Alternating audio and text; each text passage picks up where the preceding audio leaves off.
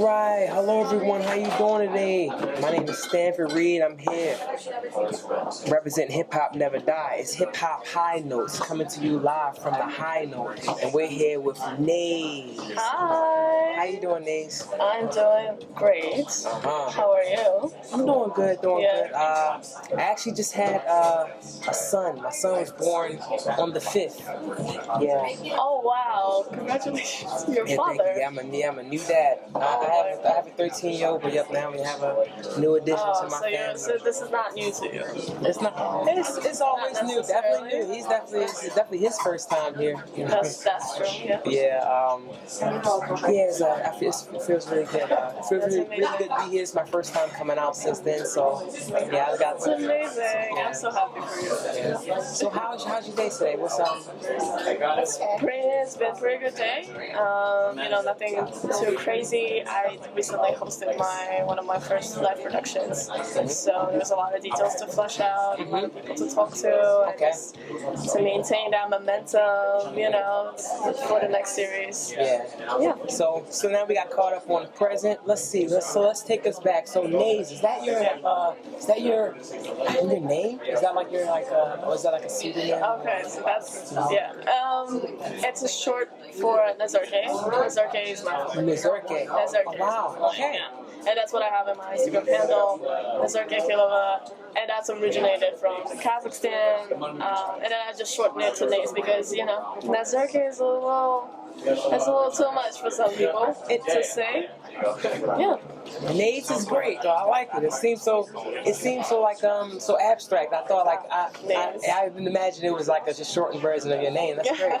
That's great. Yeah. I thought maybe you could be like, so I was in the days and I don't know. No. So no, it's literally just a half of my name. So you're like a to me, checking out your Instagram, I consider you like a multi-dimensional artist in a lot of ways. Like you have many facets, and so what would you call yourself? Like what type of artist are you? I'm morphing into a creative director and performance art. Exactly. Like, these are two things. These are two main things. But I'm a storyteller. That's what I've always done through all of my mediums. You know what I'm saying? And I think that kind of encompasses everything. And when I worked on the brand Human Experience, that's literally what I've been always portraying. It's kind of just getting that innovative, high frequency expression of art, and that's what I've always been wanting to do my whole life. And they all pieced together and came together. Yeah, that's great.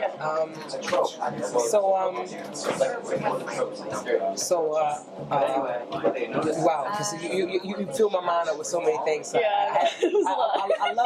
I like the interviews to develop naturally. So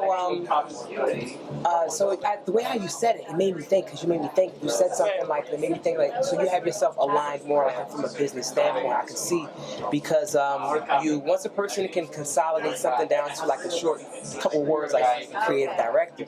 That's when I know, hey, I'm creatively direct. Whether it's this, whether it's that, whether it's these, whether it's those. Exactly. So what's your like 9 to 5 if you have one? At the moment, I do. Yeah, I work with children with disability. I work with children with disability, and I'm a research assistant. Okay. Yeah, my background is in psychotherapy, and I was specifically focused on mindfulness and like meditation intervention, basically.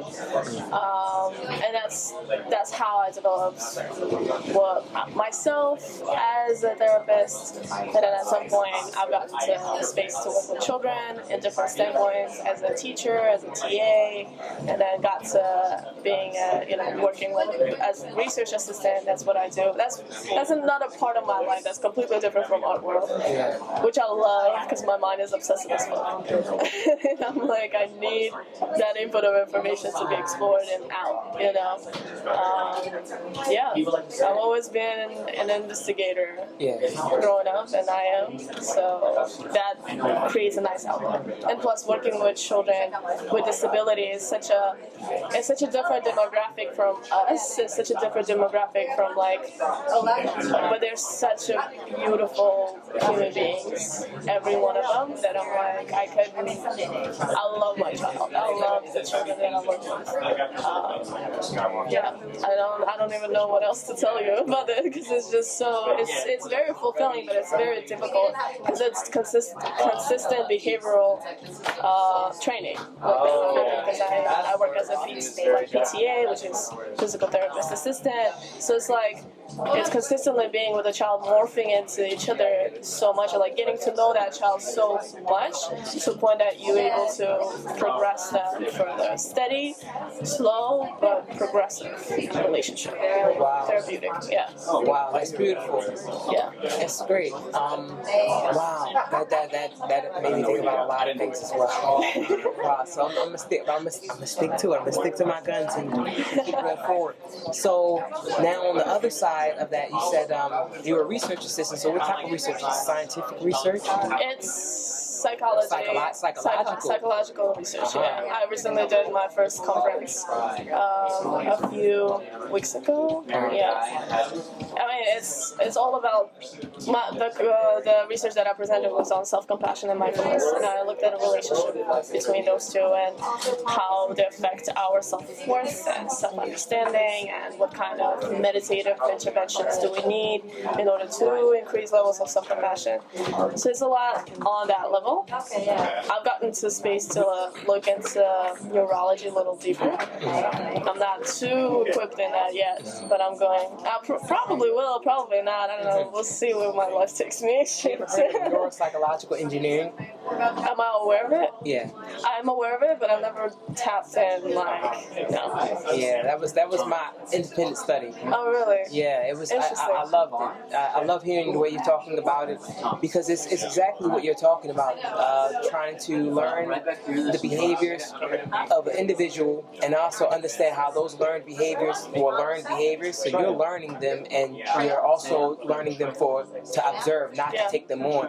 And then there's a lot of ways how you could take them on and try to see what that is like to be that way. But it's so many ways how you realize that these decisions that you're making and this analysis that you're doing is allowing you to determine what's there and what you're trying to engineer in, and then steps that you want to take from there to see like, oh, do I need to go back beyond this individual? Maybe like somewhere deeper with their psyche, like from hereditarily, like it's in there, like genetically, like certain predispositions are there. Yeah, it's great to hear someone else talk about it. So how do you bring that research? Because I heard you like multi-dimensional artist, and like I can feel like you have like a huge understanding about maybe what's going on in the room when you bring people together. I think what happened is in my development, because of development of self and development of me and understanding of me, and that therapy and mindfulness and spirituality have helped me tap into me, I was able to tap in on levels of, increasing my consciousness. And that's when I had my spiritual awakening. And that's when, from that on, everything kind of started adding to each other. I've become very aware of people's energy. I've become very aware of people's behavior. And just studying them from a point of view of psychology, or just tapping into my own intuition, I was able to truly understand what is, how do you say it? It's almost like when I connect with people, I see their higher selves. All right. Okay. And that's what I want to bring out the most. Okay. And that's what I'm expecting. And the more you project that frequency onto people, the more people match that frequency. But also, I'm very aware and very understanding of people's flaws. And, we'll have that imperfections. So you're able to assess that from a very objective point of view, or at least I try to. I'm not saying I'm always perfect, and being able to reflect that consistently. I'm very aware of what my own issues, my own reflections of self that can be projected on others. So it's that I'm bringing consistently every time and every my interaction. And yeah. Wow. Are you a Scorpio? Yeah. Well, I'm on this cusp. Uh-huh. I'm on the cusp. November 21st? No. October 19th. Huh? October 19th. October 19th. Okay, Yeah. I'm October 27th. Oh, really? Yeah. Yeah, you feel me? Yeah, I feel you. You're 34? How old are you? I'm not 34. No. How old are you? How old are you? I'm 24. 24? Okay, 24. 20. But it's your year anyway. So, you're familiar with like the Eastern Zodiac? Yeah. Like, so like, Today is, this year is it's a cat. Rabbit. Okay. Cat rabbit. Yeah. So it is my year. Yeah, so yeah. Yeah, That's cool. It's cool. Yeah. How old are you? I'm 34. You're 34. All right, I'm 34. Yeah. So yes. So it's your year as well. No. 2 years from now, I'm killing it. Actually, next year, because I'm 35 this year. Oh. Yes. So okay. next year is my year. You know what's next? No, I don't. Dragon. Interesting. Fascinating. Okay. Yeah. He always loves it. So I love the. Does that resonate with you? Yes. The dragon archetype? Yes. Okay. I can see that. I see that. There's I love choices of words, and I love when I love triggers, actually, like when someone can say something that kind of like stimulates a certain type of thing in mind. And so like when you said I want you to like kind of like almost as if I didn't know anything at all about anything I'm about to ask you now. Like, what is a spiritual awakening? What is a spiritual awakening? Well, the way my good friend would describe it, it feels like a supernova. Like it's a very dense. No, let me rephrase that. To me, it feels like you go to the most bottom of yourself, of your emotion, of your existence, just to understand how much of possibilities that you have truly at every single moment of time. That makes sense. If that makes any sense. That makes perfect sense. Because if that makes any sense, that's how I would describe it. Because it's like you get to a point that you almost lose all, or your sense of ego completely. Yes. Obliterate it. Yeah. There's nowhere else to go. No. But to just understand that there's other possibilities. Yes. And then things just start piecing together the things that truly move you, because you don't have any sense of direction. Ego does not direct you anymore. Mm-hmm. It's only coming from your body, only coming from your soul and your spirit, because there's no set motion anymore. You completely obliterated that. You already understood that there's other possibilities, and now all you need to do is trust and go, move, and trust that intuition. That's it. Wow, that's beautiful. That's beautiful. So when you experience the higher self of another, like is it similar to the person who might be experienced on a lower vibration right in front of you? What do you mean by that? Okay, so I can share a story from my experience. I had this moment where I was with two friends in the middle of one of my music performances. I performed, didn't realize they were there. Then I took a break for like maybe 30 minutes, and I sat with them, and I transitioned to a particular meditative, high vibrational state in which I looked at my friends and I watched them transform into more or less a more refined version of who I'd seen before. And I realized that, sometimes based on how the light's hitting you, what kind of shades I have on, like how far I am away, what color you're wearing. I can't really see you. Sometimes people will look at it as, I see you. Oh, I know what you look like. I love to look at like pictures of like celebrities that I think I know what they look like Drake, for example. So when you see this image millions of times on thousands of times, in your life, since Degrassi or something. And if he would have walked in this door and you really looked at me like, wow, you're not exact. I see how those pictures represent who you are, but they weren't you the whole time. I can see you, more of you now than I could see then, or maybe I see less of you because the photos were so focused and the light was like hitting you in just the right places. And so with the higher self, I felt like I was seeing like just a more refined version of my friends there. And then I had that happen several times. I've also seen the moment where I saw all these possibilities right in front of my eyes. And so sometimes the things resemble in a way where it's like, oh wow, that's cool to see how that can transition. That's a possible way that I could see that. And it might look similar to what's going on. Then there's some things that could be like, oh, that's quite different than, but I understand why that changed that way.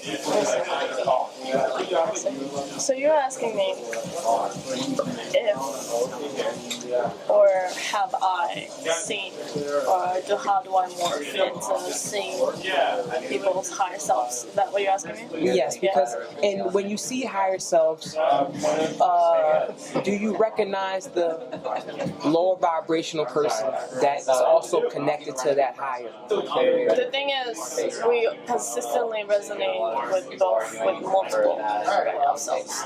We have present self, where we at, we have lower vibes, we have higher vibes. And I feel like when I see somebody, I understand their potential. I understand what is blocking them from their potential. What is blocking them from continuously moving forward, right? And it doesn't take me like, I just see you, right? It's probably have a conversation or some sort of work relationship, I don't know, some sort of relationship. But it's just awareness that there is a level of self-realization to you, and I'm aware of it, and I can see it, and I can tap into it, and I can move forward, and I encourage you. Like, that's what I love doing. I love releasing that fear that is blocking you from, or trying to at least, for you to move forward. With some people who don't understand or have a different understanding, would they just simply say that word empath and say, oh, you're an empath? Because I would say that, yeah. I would say that, yeah. Does it come with any other type of things like aura, synesthesia, maybe telepathy? Well, depending on how tapped in the other person is, I am able to telepathically communicate, because I know every human has that innate ability to understand another person's vibration or thoughts and frequency, because I think in that, it's kind of like, it's not so much thoughts that are it's the emotion that is being exuding out of me, basically bursting out of me. And you're able to pick up on that if you're just a little bit sensitive enough to understand and not project your own emotion onto me. So with friends and people who I interact very closely, like, we literally would be across the room and just look at each other. Like, that's all it takes. Or have a conversation and obviously feel that you're uncomfortable right now, even though, and that would just give off everything.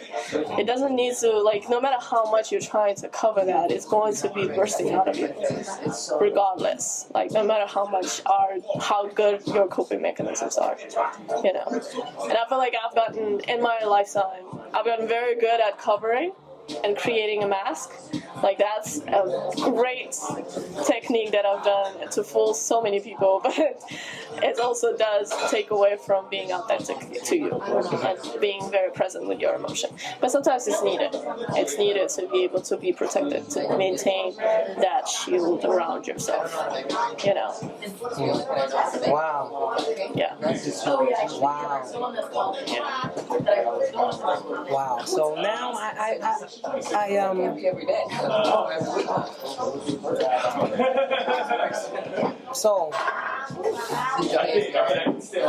wow. So maybe let's pivot, because like that was such a we went really good in that direction. Let's try like maybe pivot a little. Let's see. Yeah. Where are you from originally? I'm from Kazakhstan. Kazakhstan, and like how did you come from Kazakhstan to here? I was 16 years old when I moved. My mother moved here when I was 5 for health reasons. She didn't know she's gonna ever come back because she had cancer, and she was like, it's a whole.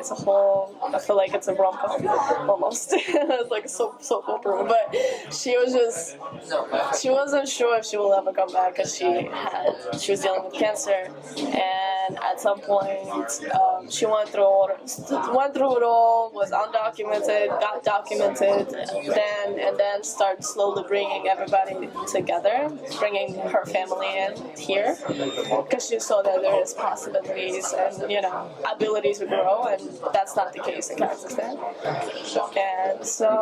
And that's pretty much how I was brought, because I was underage. She brought me here, got me documented, etc.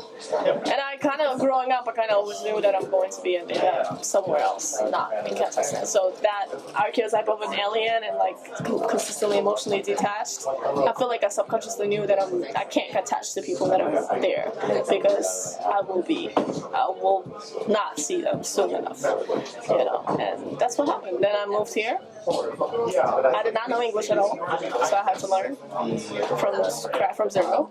I kind of knew grammar, but that's bullshit. Then high school, then college, and on and on and on. And all in New York City? And all in New York City, yeah. I kind of got stuck here ever since.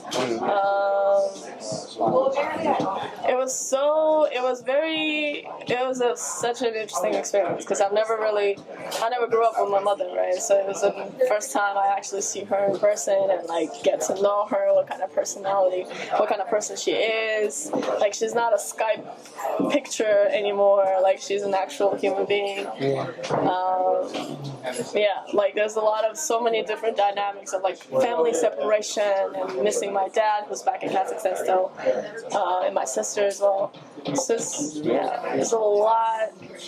There's so much to unpack there. That's like, and we went through it all, and I just admire our family to be able to still be together, even though there's literally little oceans apart, and it's like we're still here, we still support each other, and that's beautiful. You made me think about my time in Vietnam. I lived there for about 5.5, 6 years. I just came back a little over a year and a half ago. And when I moved there, I considered myself connected to the idea you said about like being an alien and understanding that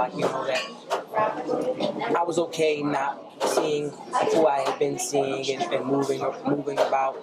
I kind of consider myself somewhat like similar to your mom in a sense, as far as like, I went there and I established a life, and now I kind of like advocate about that, kind of almost like when people are wanting to find something different. It's like almost like to go into that other realm, and like it's almost like the ego is shed. The person you think you are right now, the facial expressions that people are used to seeing on your face, they think they know what you feel and what you mean, and the facial expressions you think you know and you're familiar with. And you go somewhere else where everyone looks and is different, and you're like, oh wow, I don't know what this means. I don't know what that means. Completely. Oh wow, what people think this. Maybe when they start to share with you, wow, when I look like this, you think that. Oh wow, when I do this means come and this means go. Like there's so many things. So many. It's completely starting from scratch and completely starting like creating a whole different identity. I think language has been a big barrier for me growing up, and expression, my self-expression was a big thing. My true self-expression. I always felt like I'm a weirdo, but like I did not know. Like in Russian, it was okay. Like I still were very closeted. I would say I was not able to express myself truly. But then when I moved here, that shook me up. That transition shook me up, and I couldn't do anything else but to be myself. I didn't have any other navigator. Nobody could navigate me here. My family is here, but they also also got stuck in this immigrant mentality and kind of got stuck in that Russian area. So they don't move out of it. They don't know what New York City is really about. Like they would never. They kind of still don't explore Bedford, Williamsburg, whatever. You know, and I knew this is where I'm meant to stay and grow, and I have to assimilate. So I put that pressure on myself, and I was like, okay, we're creating something completely, whatever the fuck you knew before, that doesn't fucking matter, because all those values, they didn't resonate with me anymore, first of all, and second of all, they were just too limiting. They were just too limiting to be here and still exist in those bounds. Yeah. And that's it. And ever since, it's just one by one releasing beliefs that I knew and held dear to myself back. Now I don't.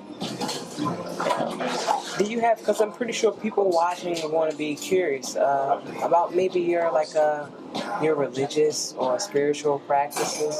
I'm spiritual. Yeah, I would definitely. Well, I grew up Muslim, right, and my family has a pretty heavy relationship, or like a very strong relationship to Islam. However, when I was exploring, I think it was pandemic that kind of got me into space. You know, pandemic got everyone in a certain space. That space for me was like, am I agnostic or atheist? Like, I wonder. And then I knew that doesn't resonate with me because there's something in me that told me I still believe in something that exists out of me, something metaphysical. And that's when I started tapping in. First, I went back to my culture's shamanic tribal religion that was very, without even knowing. We're so people of the land before we got colonized by Russia, before we got swept by Genghis Khan or whatever. We're now nomads, we're part of the nature. And then at some point I was like, okay, maybe Buddhism is a way to go. And that's when Buddhism kind of got manifested into my life, through psychotherapy actually.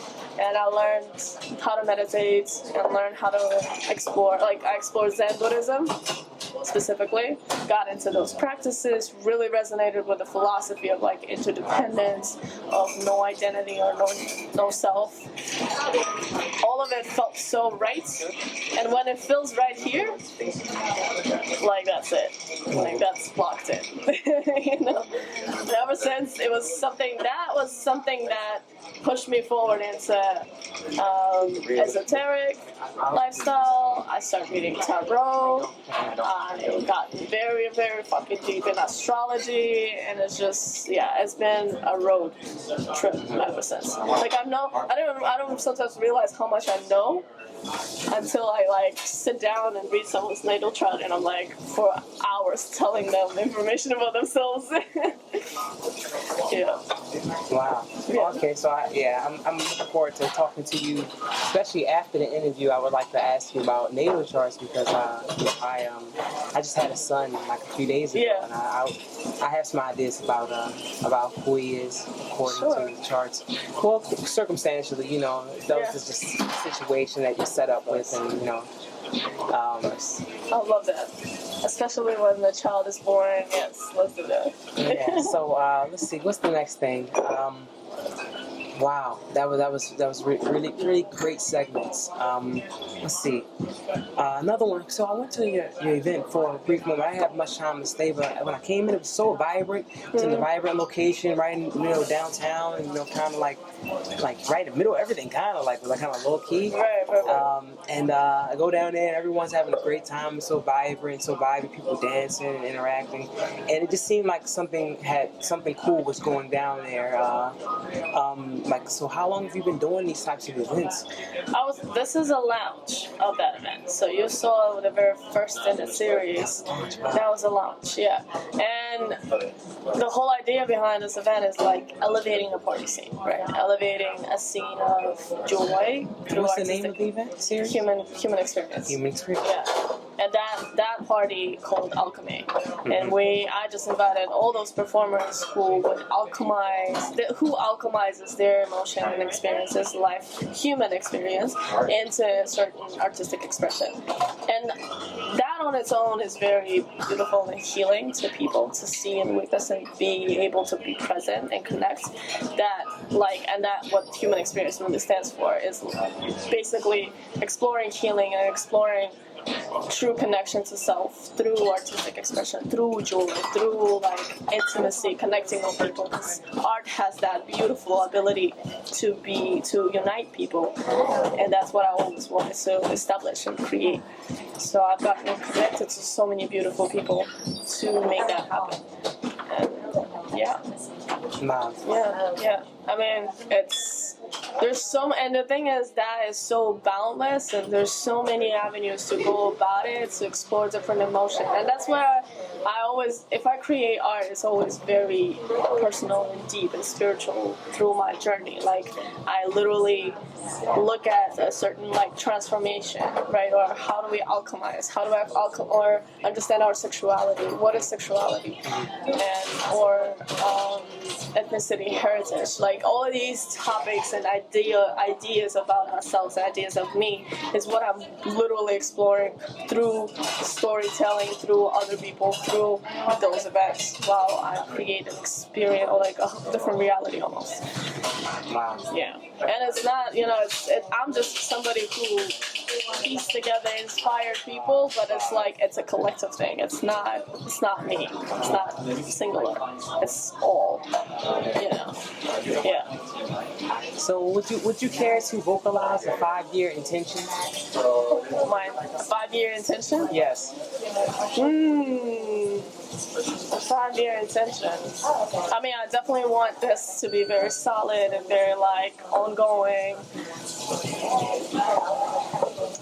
I don't think that far. I'm gonna tell you that. I do not think that far. Yeah, I do not. I mean, everything comes to me as it comes, and I do live present, and move through my emotions in the present moment, like at least maybe a month first. Yeah. But other than that, I don't think 5 years from now, like, what's the point? What's the point, right? What's the point? Yeah. Like, I mean, who knows? I'm sure that I'm just going to deepen my relationship with all of this, And at some point, I would love these events and community. I hope this community to be very big and very high standing, because high frequency spaces like this are needed for us. Like, this is needed for a community. Yeah. We have enough of distraction. We have enough of that. We don't have much of this. And in perspective, that's what I would want to bring into, and many others would want to bring into this. So, yeah, like maybe we could curate a certain, like, mushrooms have been something that I've been exploring, right? Like ayahuasca trips, something that I've been exploring. Maybe that is something that, like, a route that I could take, but it's all one of many. You had experiences with all the above? Well, I didn't try ayahuasca yet. I did try. Well, obviously, I microdosed from all mushrooms.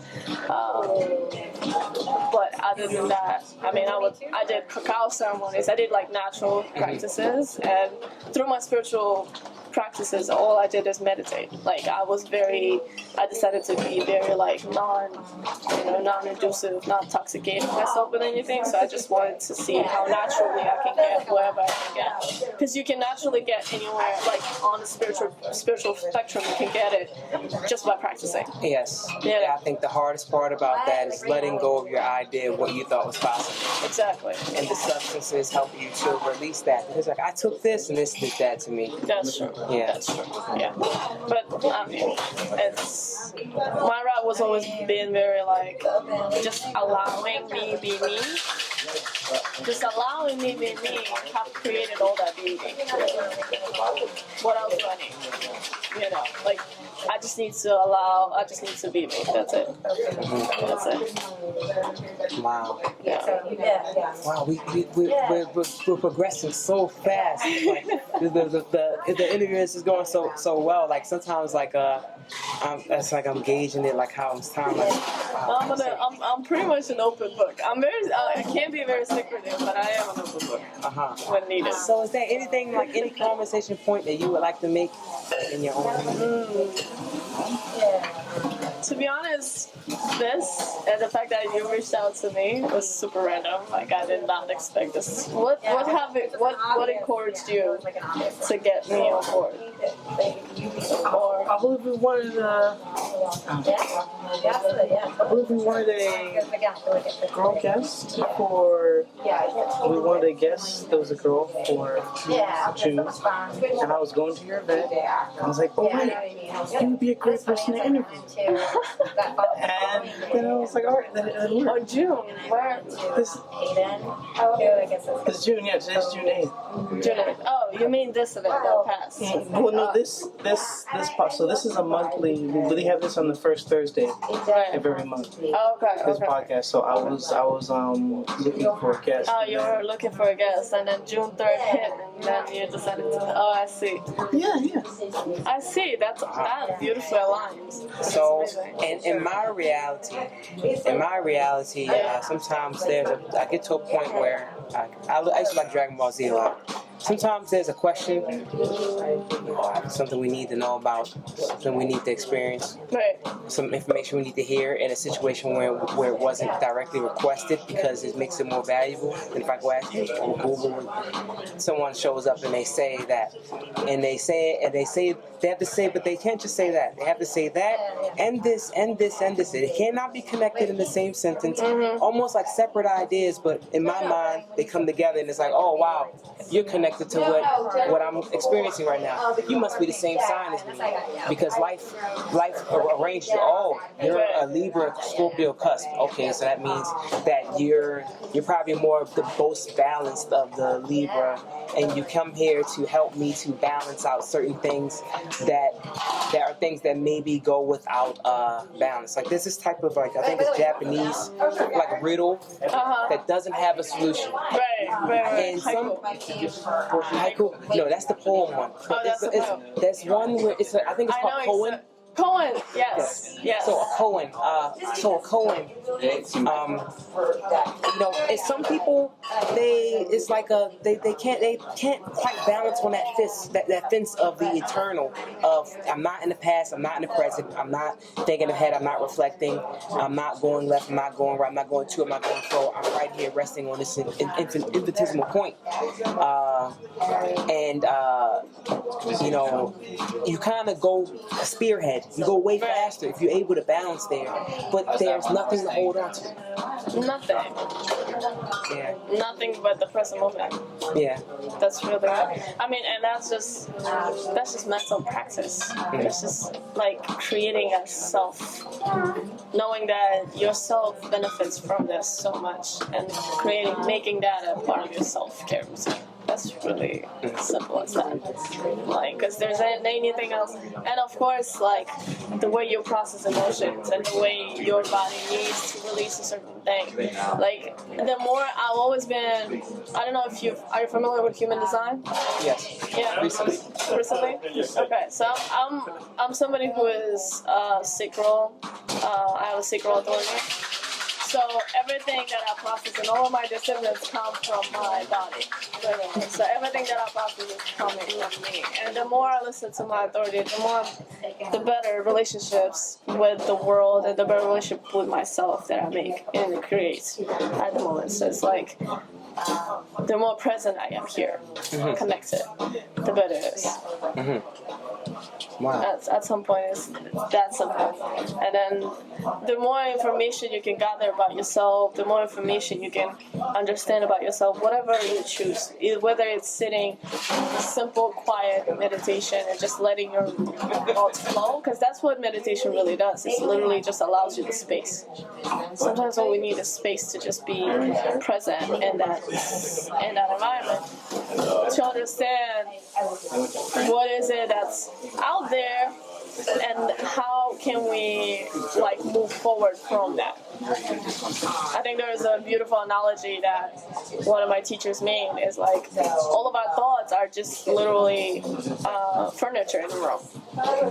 And we identify all those furnitures thinking this is us. We identify all those thoughts, but we're truly just the air in the space. Remove those thoughts, we're still gonna be existent. Open the window, we're gonna be everything. out there because we are everything. There's no bounds to us. So as long as you remember that there is always a way to clear, to see, and connect with myself, just be as intimate and compassionate with what you are. Yeah. And that what you just said is like, even the way you said the clear, and that is, it's really tough. It's really tough to be a person who can still view the possibility of not having done it. Sometimes, like, you think about how easy it is to clear things off, and you're like, wow, if I wasn't the type of person who could clear things off, this would be very tough for me. Like, for example, I remember one day I was talking to a friend, and they said that they had anxiety. I didn't believe in anxiety that day. They talked, I was like, anxiety? I'm like, I mean, but if you just breathe and just like center yourself, you should be able to be okay. So I had two transitions to make. One was a car trip from one town in Vietnam, about 80 kilometers to another town. And when I talk Vietnam, I cannot tell you how many miles that is. So 80 kilometers to another town. And then I had to fly up north. And so get in the car, it's 80 kilometers, it's a big dog, like a big, I don't know, he looked like a Saint Bernard. Big, stinky, like big face, breathe, hard dog in this SUV. There's 5 other people in here and the driver, and we're going up this mountain, and like, you know, like I'm going to be in this car for maybe 3-4 hours, and the dog's just breathing in my face. I didn't have much space to move my legs much, and I just felt so, the word what I would call claustrophobic. I never felt that before, and I was like, oh right. I had a flashback to a movie I saw when a guy was like locked in like a box, or like watching Batman as a kid, and they put him in a thing, and they slowly fill it with water, or it's like it's slowly closing in on him. I'm like, okay, what do I do? Someone said, just breathe. All right, I'm just breathing. I'm just gonna breathe. I know I can breathe my way through this, right? The hair of the dog in the air, and it goes into my mouth, and I begin to cough and gag, and then I'm like, oh no, this feels awful. I don't like this at all. I hate this. This is awful. But you know, I learned a lesson. Okay, sometimes you could be feeling a feeling that you don't know how to appropriate. Guess what? I made it. That was so stressful. I didn't know if I could deal with that again. Got on the plane. I'm on the plane. Sit down. I'm like, wow, that was so weird, that anxiety stuff. And then this person sits down next to me. They have a almost newborn baby. The baby begins to cry right in my ear, and it just made me feel the emotions of the baby rippling through me. And then I start to feel fear, like fear that the flight wouldn't even make it. Like fear, like I'm like, oh wow, that's a lot to deal with right there. Okay, what do I do? I fell asleep. I woke up as we landed, like, oh, I just fell asleep, and that whole thing passed. So it's like, if a thing I did learn, anxiety can be very difficult, but if you could find, you know, at least the smallest amount of inner peace and lean into it, you could make it through that moment. Yeah, of course. And I feel like, I mean, sometimes it's as simple as someone else's support. Someone else's support. That what helps me. I'm naturally a loner, but supporting and asking for support and being very forward with that helps, you know. And knowing that you can also handle it, and you can also, it's almost like changing your frequency at some point and making a leap, or making a step towards a different emotion that will be more positive. Maybe watch something funny, or maybe distract yourself with a different thought. Like literally just changing your frequency and creating a certain resistance to that. That frequency is not strong enough to stay. Like that anxiety, that emotion, that fear is not strong enough to stay comparing to your light, compared to your positive emotion. Your positive emotion has a stronger frequency always. So it's like the faster you make that loop step, the faster it's able to interfere with that, and you're creating a different creating opposition to that. And now you switch it. Yeah. I don't know if you ever read or like listened to Abraham Hicks, she's an amazing frequency like teacher, mentor. She consistently channels all those thoughts and emotions. So it's like you should definitely check it out. Everybody. I had a question on a tip. I didn't want to lose. Oh, yes. You said you were a loner. And so in my mind, there's two types of loners. I lived in Vietnam for long, and I'm from Maryland, originally I lived in New York and Atlanta. Alright, so two types of loners. One is the stranger, and the other is the beloved, or the beloved stranger. The stranger, if you probably can imagine, is just a person that no one knows, no one met. You just wander through. They almost might be invisible passing through a room because no one knows them. Maybe if they try to connect, they're just so shut off. That type of loneliness. Yeah. And then you have the beloved stranger. The beloved stranger is the one who, every time someone interacts with you, you're so pleasant. They're pleasant. It's a good exchange. It might be short. It might be brief. It might be once occurring situation, but that might happen for you all the time. And you, as that person, might go through life and just feel like, wow, I'm having all these great connections, but none of it is like, I'm not looking for anything to hold on to from it. I'm okay just having these great connections. So I can see that resonates. I definitely see you being more of that second type. Yeah, because it's like at some point, I think I was both, I would say.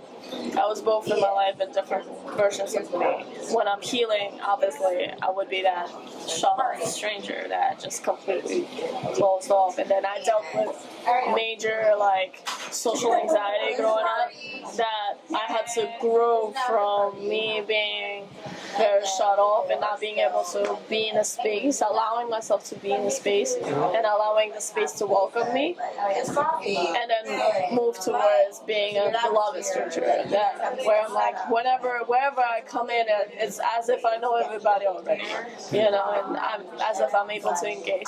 And now it's kind of like whether I do know you or I don't know you, and depending on how I feel, how much energy do I have to give? Yeah. That's really, at some point, it comes down to that. Yeah. I enjoy my very close, intimate relationships so much, but they're very, there's not many of them. There's 2, 3, 4 of them, maybe 3, 4 people in my world right now that are very close to, that I share my true emotions. Oh, not even true. It's like they know history. They know depth to a point that some people won't be able to comprehend, because it comes down to that, like comprehension. How much can you comprehend me? Because you can't meet me only on the level that you're meeting yourself. So it's like that's becomes selective. Other than that, I can be the most pleasant person in the world, and the most cheerful. I can be fun, or I can be the most meanest person in the room, depending on the mood. I can't. Yeah, I'm definitely that, depending on how I feel at the moment. Definitely connect with that. Yeah. So now, we're wrapping it up, and I came up with a new question today. I was talking to my sister, so this new question, I think I want to start asking this question more often, because I think it helps us uncover something. Maybe I'm gonna find out. The question is, if you were to win a $5 million lottery today, two questions after that. What would you do, and who would you tell? I would tell my friends. I would tell my closest friends. I would tell my family. I would tell the closest people, obviously.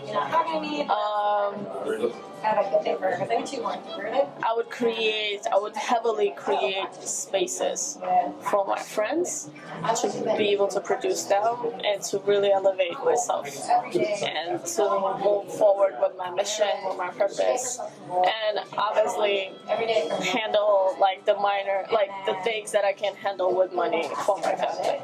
That would be it. I would be the daddy of my friend group. I would put everybody on. Exactly, right? Get everybody paid. Get everybody performing in the most beautiful stages. Yeah. Get myself performing in the most beautiful stages. And really get that going to, because that's what I always wanted, and then get myself a house somewhere in a nice area, you know. Yeah. Wow. And then get assets and just do smart decisions after that. Okay. Yeah. Okay. So. Yeah, like for future, for family, and all of that. Yeah. Yeah. My sister said the first thing she would do is hire a lawyer. Hire a lawyer. Yeah. The first thing she do is hire a lawyer. It's so funny that as I'm telling you this, my friend literally talked about this yesterday, and she said she gave about the same explanation that I did, and I'm like, well, bitch, we would do the same shit with that money, because that's what we all want, and that's how you know when you have that community and know that tribe that like you're about on the same frequency. I mean, and I would obviously also probably get my book published that I would write with that money as well. Piece of information. So do you think that's like what are your thoughts about if like your friend, you may be really good friends because you would do the same thing if you got the money. You would turn to each other or you do you think that is important? Like, for example, say starting a relationship or something like that, or like a business arrangement, and two people coming together, must they have that same, it's not really like a 5-year intention, but it's kind of like, hey, we have a bunch of energy that we can put into anything we want. Yeah. And where do you want to put it? And you're like, they're like, oh, this way. And you're like, well, that way. Does it mean that, oh, I probably have to align with people who are more closely aligned to my core values and mission? I feel like in that case, when there is a separation happening, you see how much can you support each other as you go. As you go. As you go. Because people that you work with, not necessarily the people that are closest to your heart. But maybe this is the manifestation that they've taken it in, and that is most, fulfilling for them. Like, we're different. That's okay. And I want you to grow, and I want you for myself to be there for you to support as much as I can. So it's like, how can I bounce off and how can you bounce off of me, even though this is not 100% your avenue, and this is not 100% mine. But I have a tendency of creating spaces or people who are kind of similar to me, so we kind of have a similar ideation. Like, you wouldn't be a randomly interested in finances or something else, and I'm like completely artsy bohemian person, like bohemian art for Bushwick, like that would not probably happen. Like we wouldn't probably vibe, So it's so it's depending on what and how. So last question. What are you listening to? Like what have you listened to, like music wise? If you want to like share and impart like one of your vibes with us. What have I been listening to? That's a great question. I've been listening to pretty much everything, obviously. Everything to like, I have a tendency of like creating a very big, like I have a very big playlist that I listen over and over and over and over. Like I'm that consistent bitch.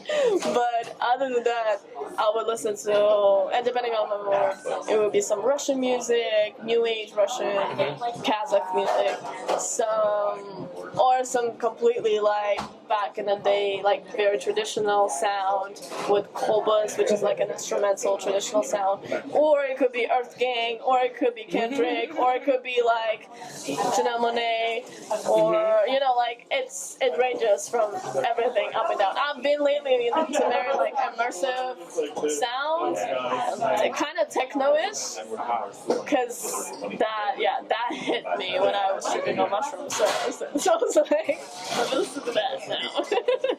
But that's pretty much it. Wow.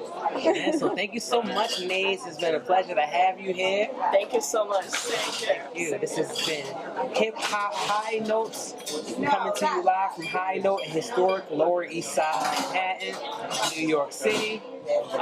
Do you have anything you would like to plug, anything, or tell people where to find you on Instagram? Oh, sure, find me at nazerke.akilova, nazerke.akilova,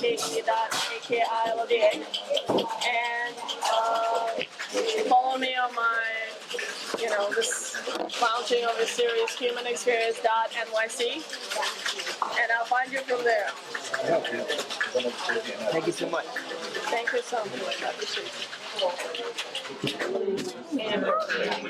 Oh, that was great. That was amazing.